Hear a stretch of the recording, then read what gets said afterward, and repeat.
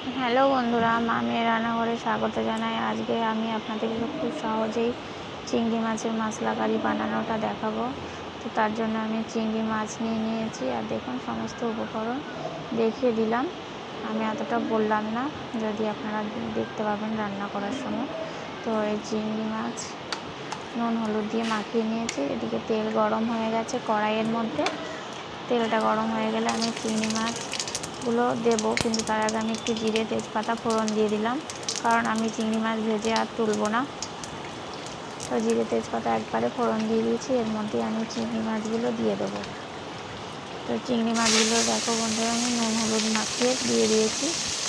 আমি খুব বেশি মাছগুলো ভাজবো না, কারণ এই মাছগুলো থেকে জল বেরোবে তো বটেই, আর এই মাছগুলো বেশি ভাজলে শক্ত হয়ে যায়। সেজন্য হালকা আমি নাড়িয়ে চাড়িয়ে এর মধ্যে আমি মশলা দিয়ে দেবো।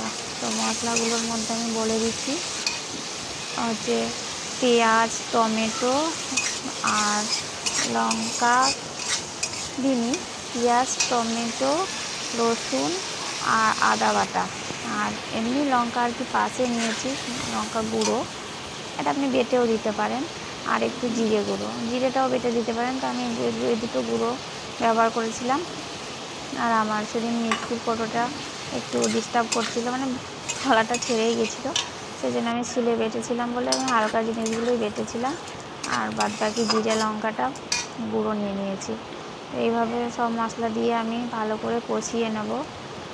মাছের মধ্যে অনেকটা জল বেরোয়, আর এই মশলা তাপে তাপেই হয়ে যাবে। তো এর মধ্যে নুন হলুদও আমি দিয়ে দিলাম, নাড়িয়ে চাড়িয়ে অনেকক্ষণ ধরে কষাবো। কষাতে কষাতে আমার মাছের তরকারিটা হয়ে যাবে। তো দেখো বন্ধুরা, কত সুন্দর হয়েছে দেখতে, আর খেতেও কিন্তু অসাধারণ। আমি পরে কথাটা যোগ করছি, সেই জন্য আমি কথাটা বলতে পারলাম যে খেতে খুব সুন্দর হয়েছিল, কারণ আমি এটা খেয়েছি দুদিন আগে, আমি সময় পাইনি এই দুদিন, তো আজকে এডিটিং করছি। তো দেখো বন্ধুরা, কত সুন্দর কষানো হয়ে গেছে, আর এর মধ্যে মাছও সেদ্ধ হয়ে গেছে, মশলাও হয়ে গেছে। খেতে অসাধারণ হয়েছিল, মানে আমি কি বলবো, আমি রান্না করছি বলে বলছি, তো সত্যিই খেতে খুব ভালো হয়েছিল। এবার এগুলোর মধ্যে আমি গরম মশলা দিয়ে দেবো, গরম মশলা দিয়ে নাড়িয়ে চাড়িয়ে নামিয়ে দেবো। তো মশলা কারির মতো মাখামাখাই করবো, ঝোল করবো না। আপনারা জল দিতেও পারেন, যদি ঝোল ঝোল খান তাহলে একটু জল দিয়ে দেবেন। তো বন্ধুরা, খুব সুন্দর খেতে হয়েছিল। গরম মশলাটা দিয়ে আমি নাড়িয়ে নামিয়ে নেব।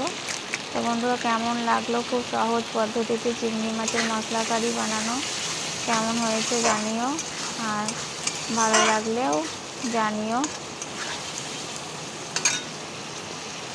তো বাই বাই বন্ধুরা, ভালো থেকো, সুস্থ থেকো। দেখো কত সুন্দর হয়েছে চিংড়ি মাছের মশলা কারি বানানো, এটা যদিও চালানি চিংড়ি। তো বাই বাই বন্ধুরা, ভিডিওটা দেখে ভালো লাগলে একটা লাইক তো করে দিও।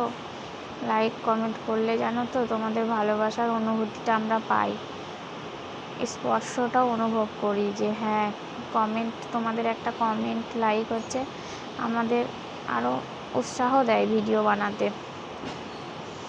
তো দেখো কত সুন্দর হয়েছে। বাই বাই বন্ধুরা, বাই বাই, ভালো থেকো, সুস্থ থেকো।